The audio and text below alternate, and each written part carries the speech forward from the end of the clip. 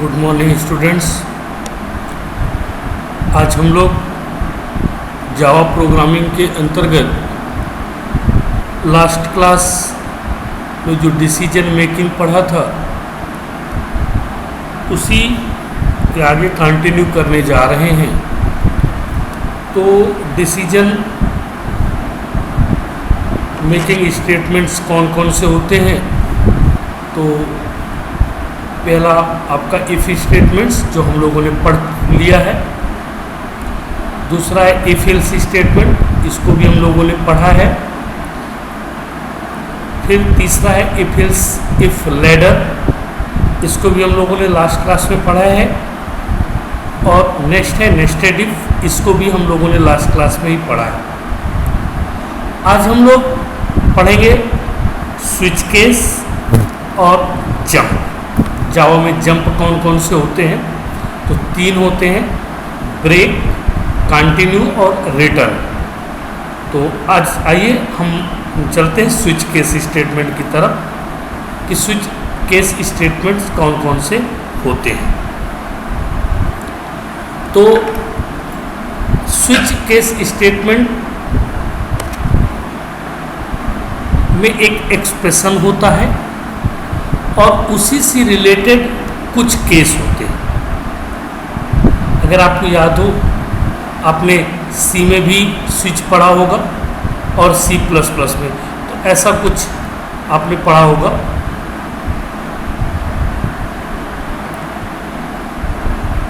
Switch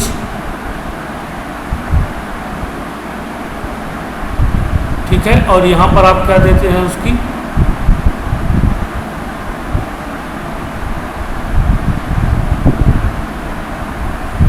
यहाँ पर एक केस दे देते हैं, ठीक है। और इसके बाद जब हम केस दे देते हैं, इस केस के बाद हमें क्या करना होता है?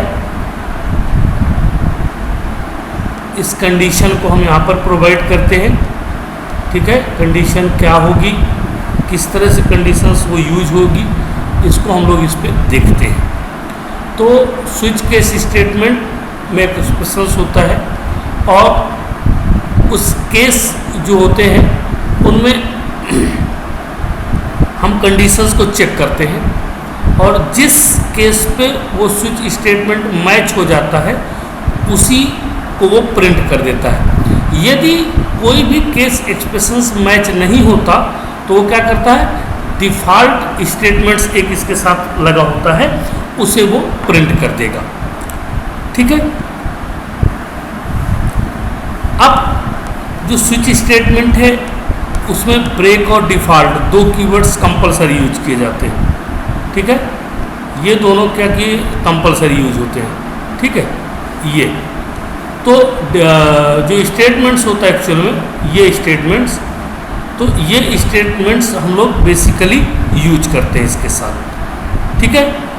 तो ब्रेक काहे के लिए होता है? कंडीशंस को ब्रेक करने के लिए। और डिफ़ॉल्ट काहे के लिए होता है? आपका डिफ़ॉल्ट कंडीशंस को प्रिंट करने के लिए। तो देखिए इसका सिंटैक्स देखिए, ये स्विच है,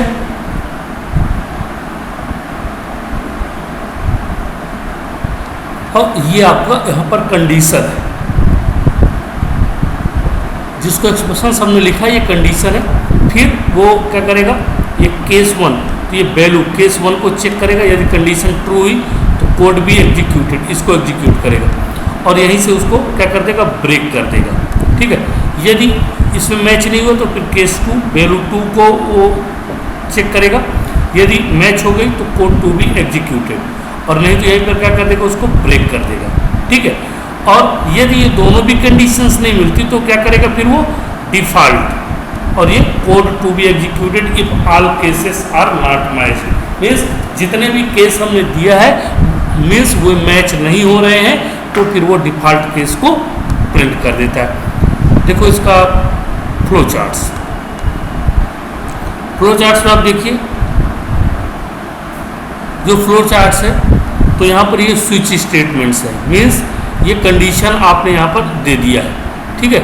उसने पहले केस को चेक किया, यदि कंडीशन ट्रू है तो स्टेटमेंट प्रिंट करेगा और ब्रेक कर देगा और सीधे यहाँ से कहाँ पे भेज देगा, प्रोग्राम्स के मतलब स्विच के बाद में जो प्रोग्राम का लेटर पार्ट्स होगा। यदि कंडीशन यहाँ पर फॉल्स हो जाती है तो फिर वो क्या करता है, केस 2 के पास जाता है और यदि यहाँ कंडीशन ट्रू होती है तो इस ब्लॉक को एग्जीक्यूट करता है और सीधे यहाँ पर ब्रेक कर देता है। और यदि संयोग से गलती कंडीशन फॉल्स हुई तो वो फिर इसको केस 3 पे जाता है, कंडीशन चेक करता है। कंडीशन यदि ट्रू हुई तो क्या करेगा, इस स्टेटमेंट को एग्जीक्यूट करता है और ब्रेक करने के बाद यहाँ भेज देता है। फिर यदि कंडीशन फॉल्स है, ठीक है, तो क्या करेगा, इसको चेक करेगा, इस कंडीशन को चेक करता है। अब कंडीशन यदि ट्रू है तो क्या करेगा, वो स्टेटमेंट को प्रिंट करेगा और ब्रेक करके यहाँ भेज देगा। यदि यहाँ पर भी कंडीशन क्या हो जाती है आपकी, फॉल्स हो जाती है, ठीक है, तो क्या करेगा, फिर वो डिफ़ॉल्ट है, डिफ़ॉल्ट स्टेटमेंट को उसने प्रिंट किया और इसको प्रिंट करने के बाद वो क्या करता है, यहाँ पर बाहर आ जाता है। तो इस तरह से इस कंडीशंस को हम लोग देख सकते हैं, इस कंडीशन स्विच केस को हम लोग इस तरह से मैनेज कर सकते हैं। आइए देखिए इसका एक एग्जाम्पल देखते हैं।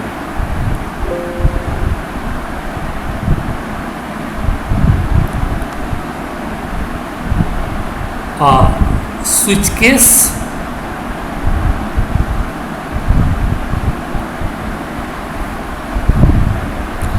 देखिए, ये एक प्रोग्राम हम लोगों ने बनाया है। इस प्रोग्राम में हम डे चेक कर रहे हैं, जो आपके सप्ताह में डेज होते हैं। तो स्विच एग्जाम्पल प्रोग्राम का नाम है, ये पब्लिक स्टैटिक वाइड मेन, ये हमारी मेन मेथड है और हम डिफ़ॉल्ट रूप से वीक 4 को प्रिंट कर रहे हैं, ठीक है, जो 4 नंबर पे कंडीशन हो, क्योंकि अभी अपन यूजर इनपुट नहीं बना रहे हैं।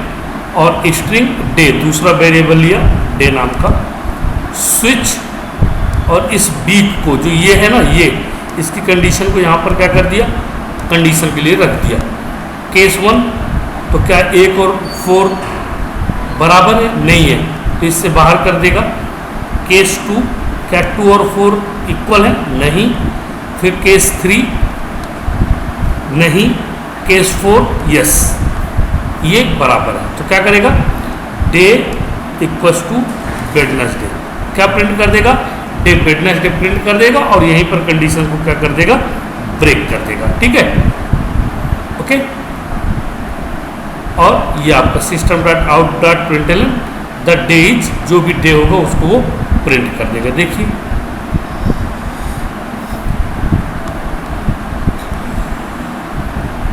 प्रोग्राम को रन करने के लिए आपको वही मालूम है, cmd command prompt, D drive, cd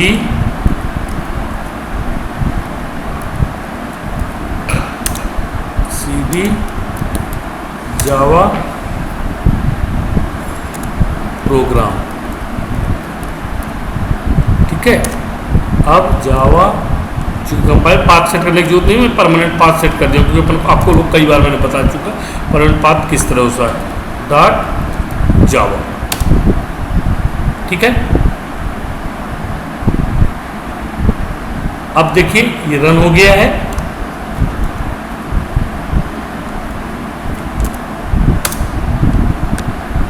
the days Wednesday.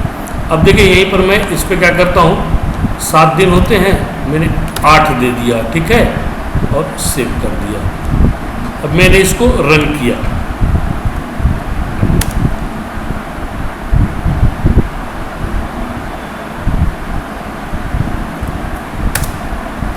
The day is invalid day, मतलब 8 नंबर का कोई डे ही नहीं होता, ठीक है। तो ये था आपका बेसिक सा कॉन्सेप्ट, ठीक है, जिसके थ्रू हम लोग इसको यूज कर रहे हैं।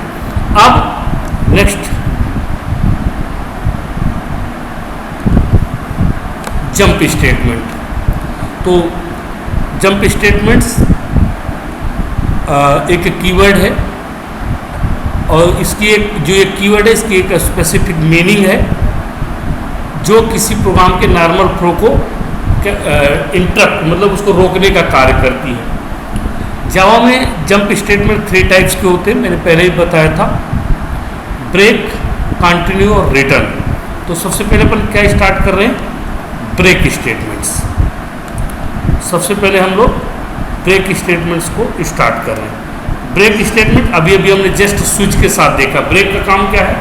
ब्रेक स्टेटमेंट्स किसी भी प्रोग्राम के नॉर्मल फ्लो को क्या करने के लिए, ब्रेक करने के लिए यूज किया जाता है, वहाँ से उसको टर्मिनेट कर देता है। ठीक है, यहाँ पे हिंदी में डिफिनीशन लिखी हुई, आप लोग देख लीजिएगा। ब्रेक स्टेटमेंट प्रोग्राम के लूप्स और स्विच केस के एग्जीक्यूशन का काम किसी कंडीशन पर बंद कर देता है। आप किसी कंडीशन, जो वर्ड यहाँ पर किसी कंडीशन को दिया हुआ ना, किसी कंडीशन मतलब वहाँ पे अपन ने 4 दिया था ना, वो कंडीशन थी। तो जब 4 मिलेगा तो उसके बाद उसको क्या कर देगा, वो ब्रेक कर देगा। ओके, तो ये हमारा क्या कहलाता है, ब्रेक स्टेटमेंट कहलाता है। आइए देखिए इसका फ्लो चार्ट्स कैसा है। तो देखिए फ्लो चार्ट्स इसका इस तरह से कुछ काम करता है। यहाँ पर हमने कंडीशन दिया,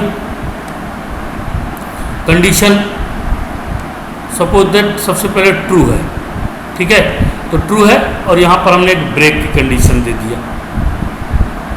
अब ब्रेक की दिया, ये एस कंडीशन ब्रेक की क्या हो गई, यस है, तो क्या करेगा वो, ये स्टेटमेंट आउटसाइड द लूप बाहर कर देगा, क्योंकि ब्रेक करना है ना उसको। और यदि क्या है, कंडीशन फॉल्स है, तो लूप के कोड में चला जाएगा। ओके, और वापस ये यहाँ पर आ जाएगा, ये लीजिए। और ये तब तक जब तक ये कंडीशन क्या नहीं हो जाती, ट्रू नहीं हो जाती।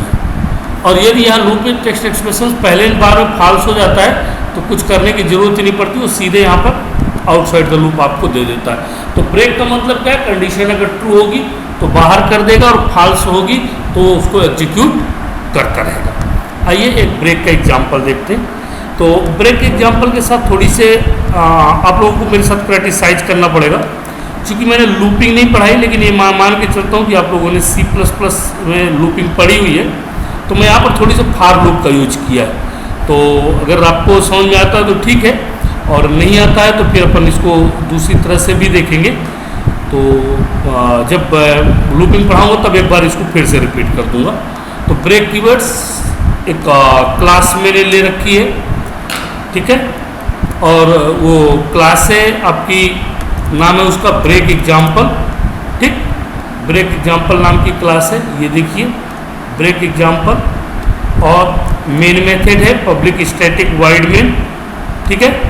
इसके बाद एक फार इंट आई टाइप का एक वेरिएबल लिया है, और उसकी वैल्यू किससे इनिशियलाइज करते हैं, 0 से, और i लेस दैन 10 और i प्लस प्लस, मतलब इसको हम वैल्यू को कितनी बार प्रिंट करना चाहते हैं, 10 टाइम्स, 10 बार। नॉर्मली 1 से 10 तक की गिनती प्रिंट करने का ये लूप है। System dot out dot printer, i की वैल्यू प्रिंट कर रहे हैं हम, कितने टाइम प्रिंट होगा, 0 1 2 3 4 5 6 7 लेकर से 10 तक। लेकिन यहाँ पर एक कंडीशन लगा दिया है, i = 7। जैसे ही i की वैल्यू 7 हो तो ये लूप ऑटोमेटिकली क्या हो जाए, ब्रेक हो जाए। तो ये 10 की बजाय कितनी वैल्यू प्रिंट करेगा, 7 तक प्रिंट करेगा। जैसे 7 से उसकी वैल्यू मैच कर जाएगी, वो आपको बाहर कर देगा। तो देखिए इस प्रोग्राम को, जावा सी कंपाइलर है आपका, ब्रेक एग्जाम्पल डॉट जावा, ठीक है।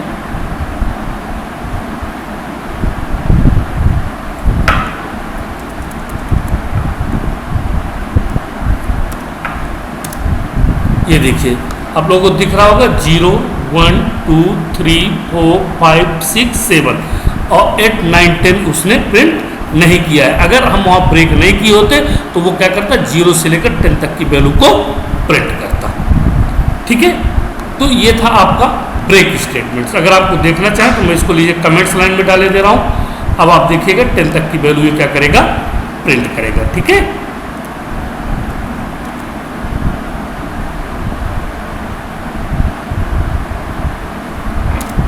ये लीजिए 0 1 2 3 4 5 6 7 8 9। ठीक है, तो 10 वैल्यू आपको प्रिंट करके इसने दिखा दिया। ओके, अब नेक्स्ट स्टेटमेंट्स है इसके साथ कंटिन्यू।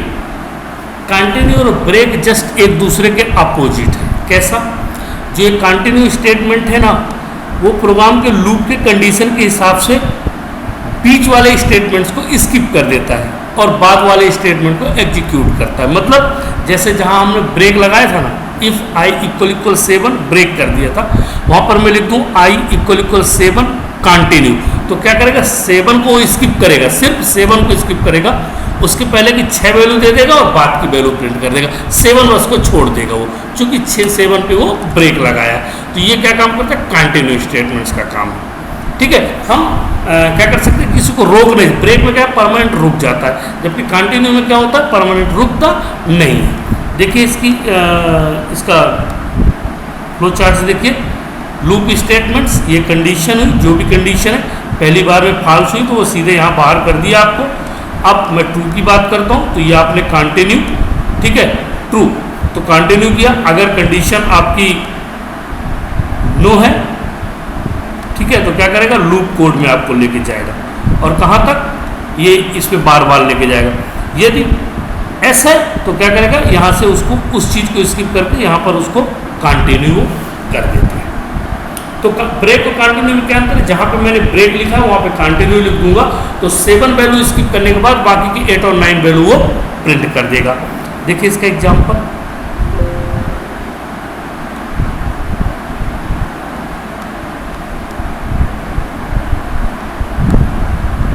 ये लीजिए, मैंने उसी प्रोग्राम में यहाँ पर ब्रेक लिखा था, तो मैं उसकी जगह क्या लिख दिया कंटिन्यू। बाकी कहानी वही है कि क्लास है आपकी कंटिन्यू एग्जाम्पल्स नाम से क्लास को मैंने बना रखा है, और मेन फंक्शन है आपका, फिर 10 तक की वैल्यू उसी तरह प्रिंट करते हैं i++ और उसी को प्रिंट करें। यहाँ पर हम सिर्फ क्या करें, i == 7 कंटिन्यू, मतलब 7 के बाद वो क्या करेगा कंटिन्यू कर देगा। आइए देखते हैं इस एग्जाम्पल को रन करके।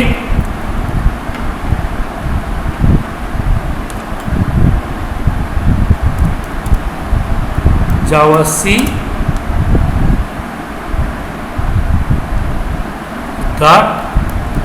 जावा, देखिए आप दिख रहा होगा 7 तक, यहाँ पर ये 7 तक हो गया था, अभी इसको देखिएगा क्या करेगा ये।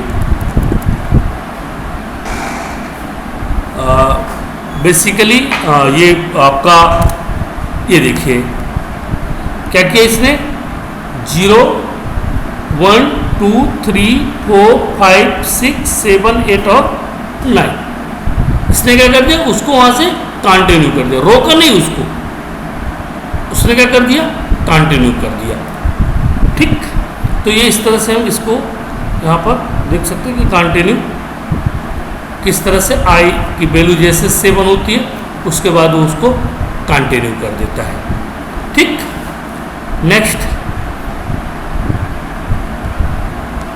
स्टेटमेंट है आपका रिटर्न स्टेटमेंट।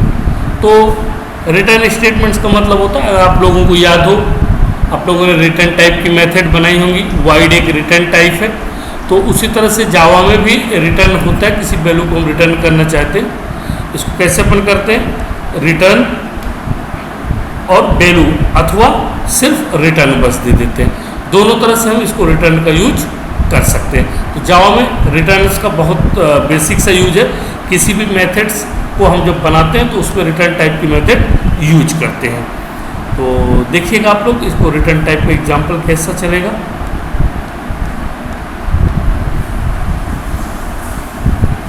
ये लीजिए एक प्रोग्राम है, ये स्टैटिक इंट नाम की एक मेथड बनाया हुआ है और फंक्स स्क्वायर करके इस मेथड का नाम है, और ये एक वैल्यू है इंट x, ठीक है। फिर रिटर्न x इंटू एक्स, मतलब x का स्क्वायर का मतलब होता है उसका गुणा, तो ये x into x public static wide में ये आपकी मेथड हो गई, i = 0, i <10 एंड i++, ठीक है। इंट y = फंक्स स्क्वायर 5, मैंने कितनी क्या वैल्यू पास कर रहा हूँ उसके साथ 5 पास कर रहा हूँ, ठीक है। वैल्यू कितनी पास कर रहा हूँ मैं 5। System dot out dot the value return by the function, value क्या रिटर्न करेगा फंक्शन वो आप बता देगा, ठीक है। ये यहाँ पर रिटर्न हमने लिखा है, ये रिटर्न जो भी वैल्यू आएगी वो y के साथ प्रिंट कर देगा। देखिए इस प्रोग्राम को,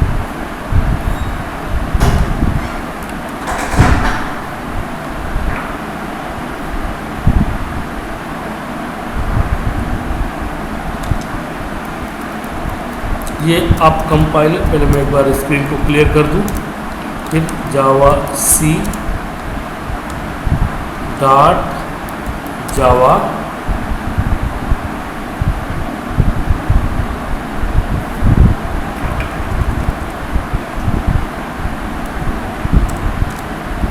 the value return by the function, क्योंकि 5 हमने किया तो 5 पचाहा 25।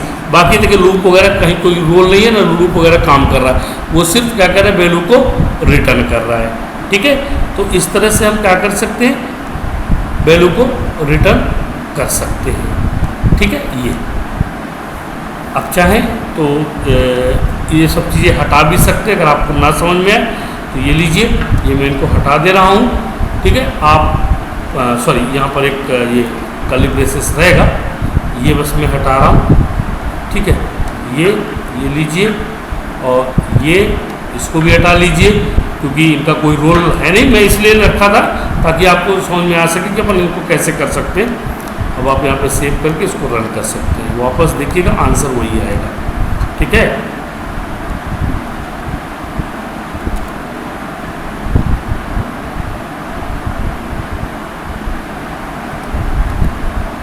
ये लीजिए आपके कितनी वैल्यू रिटर्न हो गए, 25। तो ये थे आपके स्विच स्टेटमेंट्स।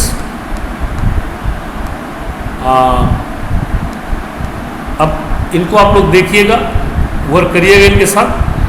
कहीं पे भी कोई प्रॉब्लम हो तो ज़रूर मुझसे डिस्कस करिएगा। मैं आप लोगों को बार बार कह रहा हूँ, लेकिन मुझे किसी प्रकार का कोई रिस्पांस नहीं मिल रहा है। ठीक है, तो आप लोग देखिएगा, समझिएगा। Thank you.